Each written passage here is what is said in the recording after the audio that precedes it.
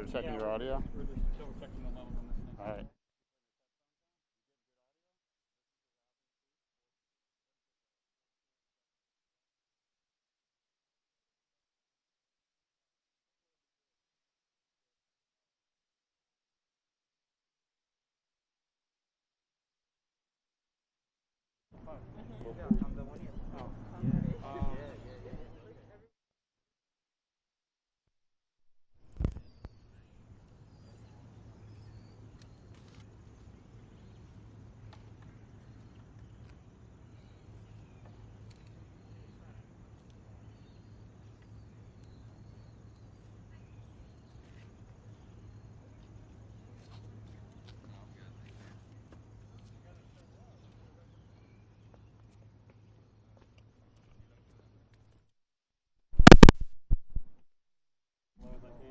Like that.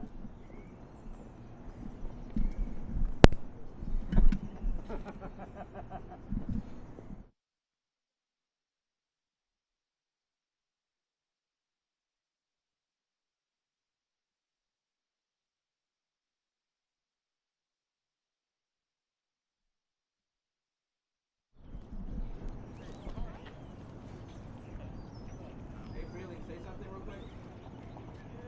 Just from where you are. All right. Can you hear me? Testing 1, 2, 3, 4. Excuse me, doctor. I have a question. So that's bad. That's happening. Sir, you can be standing like right over here. Oh, sure, absolutely. If you're standing there.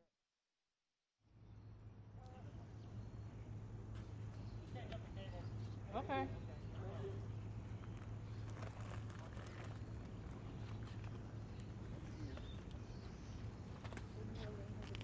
Yes. Is that your Wi-Fi down there? It is. Guys, just a reminder, we're going live. I do remember that.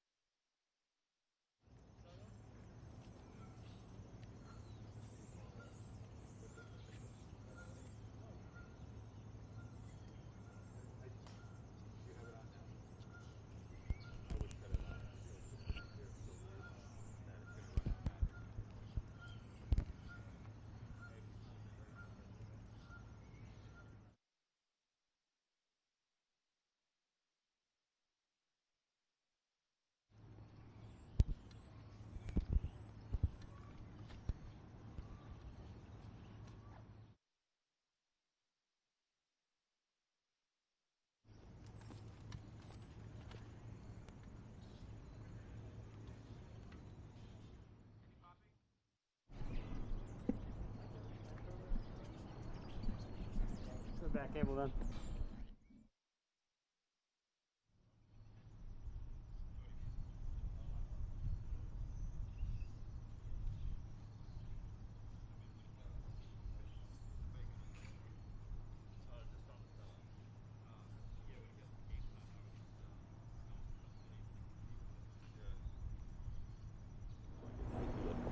Right. From somebody that I know.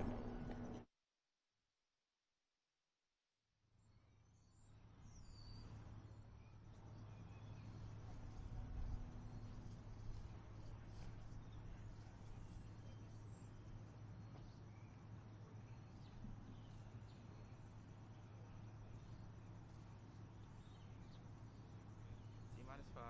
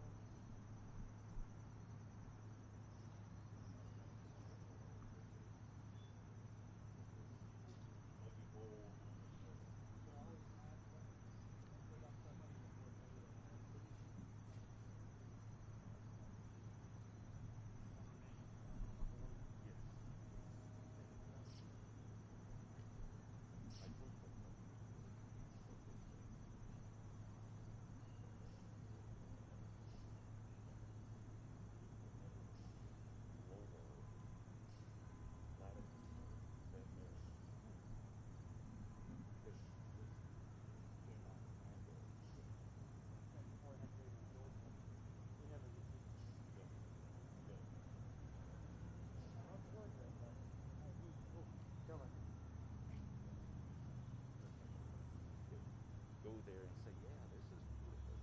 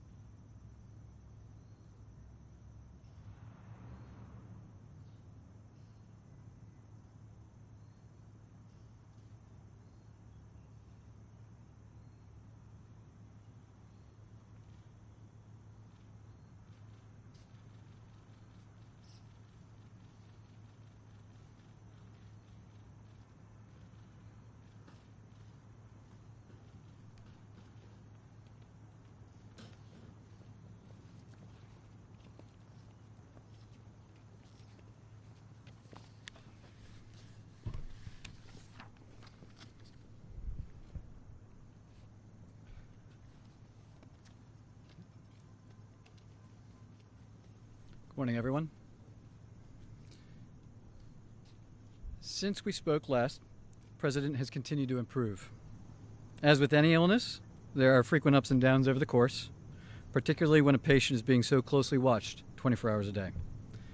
We review and debate every finding, compare it to existing science and literature, weighing the risks and benefits of every intervention, its timing, as well as any potential impacts a delay may have.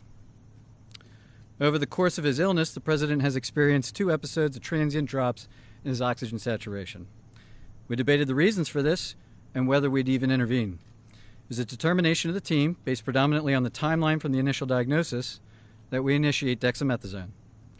I'd like to take this opportunity now, given some speculation over the course of the illness the last couple of days, update you on the course of his own illness. Thursday night into Friday morning when I left the bedside, the President was doing well, with only mild symptoms, and his oxygen was in the high 90s. Late Friday morning when I returned to the bedside, the President had a high fever, and his oxygen saturation was transiently dipping below 94%. Given these 2 developments, I was concerned for possible rapid progression of the illness. I recommended the President we try some supplemental oxygen, see how he'd respond. He was fairly adamant that he didn't need it. He was not short of breath. He was tired, had the fever, and that was about it. And after about a minute, on only 2 liters, his saturation levels were back over 95%. He stayed on that for about an hour, maybe, and it was off and gone. Later that day, by the time the team here was at the bedside, the President had been up out of bed, moving about the residence with only mild symptoms. Despite this, everyone agreed the best course of action was to move to Walter Reed for a more thorough evaluation and monitoring. Now I'd like to invite up Dr. Dooley to discuss the current plan. Thank you, Dr. Conley.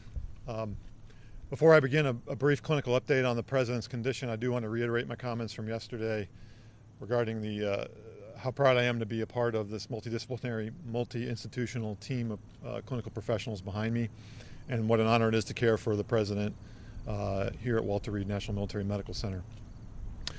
Regarding his clinical status, the patient continues to improve. He has remained without fever since Friday morning. His vital signs are stable. From a pulmonary standpoint, he remains on room air this morning and is not complaining of shortness of breath or other significant respiratory symptoms. He's ambulating himself, walking around the White House Medical Unit without limitation or disability. Our continued monitoring of his cardiac, liver, and kidney function demonstrates continued normal findings or improving findings.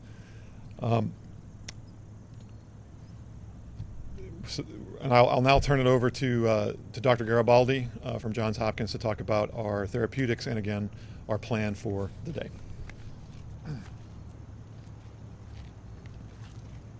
Thank you, Dr. Dooley, and I just wanted to again reiterate what an honor and a privilege it is to take care of the President, but to be part of such a talented and multidisciplinary team here at Walter Reed. The President yesterday evening completed his second dose of remdesivir. He's tolerated that infusion well. We've been monitoring for any potential side effects, and he has had none that we can tell. His liver and kidney function have remained normal, and we continue to plan to use a 5-day course of remdesivir. In response to transient low oxygen levels, as Dr.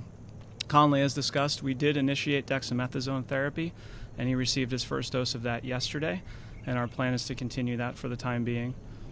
Today he feels well. He's been up and around. Our plan for today is to have him to eat and drink, be up out of bed as much as possible, to be mobile. And if he continues to look and feel as well as he does today, our hope is that we can plan for a discharge as early as tomorrow to the White House, where he can continue his treatment course. Thank you very much, and I'll turn it over to Dr. Conley for any questions. Just a moment, please. The President wanted me to share how proud he is of the group, what an honor it is for him to be receiving his care here at Walter Reed, surrounded by such incredible talent, academic leaders, department chairs, internationally renowned researchers and clinicians, including the support of Dr. Garibaldi from Johns Hopkins. I'd like to reiterate how pleased we all are with the President's recovery, and with that, I'll take your question. Thank you so much. Dr. Conley, you said that there were 2 instances where he had drops in oxygen. Can you walk us through the second one? And also, I've got a question for the lung specialist afterwards. Sure, yeah. Yesterday, there was another episode where he dropped down about 93%. He doesn't ever feel short of breath. We watched it, and it returned back up. As I said, we evaluate all of these, and given the timeline where he is in the course of illness, we are trying to maximize everything that we could do for him, and we debated whether we'd even start it, the dexamethasone, and we decided that in this case, the potential benefits early on the course probably outweighed any risks at this time. Did you give him a second round of supplemental oxygen yesterday? I'd have to check with the nursing staff. I don't think that if he did, it was very, very limited. But he's not on oxygen, and the only oxygen that I ordered or that we provided was that Friday morning initially. And about what time was that yesterday? Yesterday. What was yesterday? You said the second instance. Second incidence? Oh, it was over the course of the day. Yeah, yesterday morning. Dr. Conley, what is the President's current blood oxygen level? That's my first question to you, Dr. Conley. 98%. And what do the X-rays and CT scans show? Are there signs of pneumonia? Are there signs of lung involvement or any damage to the lungs? Yeah, so we're tracking all of that. There's some expected findings, but nothing of any major clinical concern. Sorry, wanted to ask if his oxygen level ever dipped below 90? We don't have any recordings here of that. That's right. What about at the White House? Yeah, what about here? What about at the White House or here? Anything below 90, just to follow up on her question? No, it was below 94%. It wasn't down into the low 80s or anything. No. So, okay. So on the dexamethasone, the steroids, sir. Yesterday, you told us that the President was in great shape, had been in good shape and fever-free for the previous 24 hours. Minutes after your press conference, White House Chief of Staff Mark Meadows told reporters that the President's vitals were very concerning over the past 24 hours. Simple question for the American people. Whose statements about the President's health should we believe? So the Chief and I work side by side, and I think his statement was misconstrued. What he meant was that 24 hours ago, when he and I were checking on the President, that there was that momentary episode of the high fever and that temporary drop in the saturation, which prompted us to act expediently to move him up here. Fortunately, that was really a very transient, limited episode. A couple hours later, he was back up, mild again. I'm not going to speculate what that limited episode was about so early in the course, but he's doing well. what are the expected findings on his lungs, and why is the President not wearing a mask in the videos and photos that have been released? Well, the President wears a mask anytime he's around us, and we're all wearing our N95s, full PPE. He's the patient, and when we can, when he'll move out into to public, we move him out and around other people that aren't in full PPE. I assure you, he'll as long as he's still under my care, we'll talk about him wearing a mask. In a negative pressure room? the room is negative pressure. I'm not going to get into the specifics of his care. Dr. status. Conley, what time on We still Thursday? haven't clarified, Dr. Conley. I'm sorry? The lung function question. Can you talk about that and what he's expected? I by would this? just share that, like every patient, we perform lung spirometry on him, and he's maxing it out. We told him, see what you can do, and it's over 2,500 milliliters each time. He's doing great. Yeah. Are your Dr. scans Conley, why showing were any you so- irregularities Dr. in his Conley, lungs? why were Are you there so any reluctant until obesities? Are there today anything? to disclose that the president had been administered oxygen? It's a good question. Thank you. I was trying to reflect the upbeat attitude that the team, the president, that his course of illness has had. I didn't want to give any information that might steer the course of illness in another direction, and in doing so, it came off that we were trying to hide something, which wasn't necessarily true. So here I have it. He is the fact of the matter is that he's doing really well. That he is responding, and as the team said, if everything continues to go well, we're going to start discharge planning back to the White House. That's it. Thank you, folks. What time on Thursday did the president receive his first coronavirus rapid test? Can you please explain what you found on his lung scans?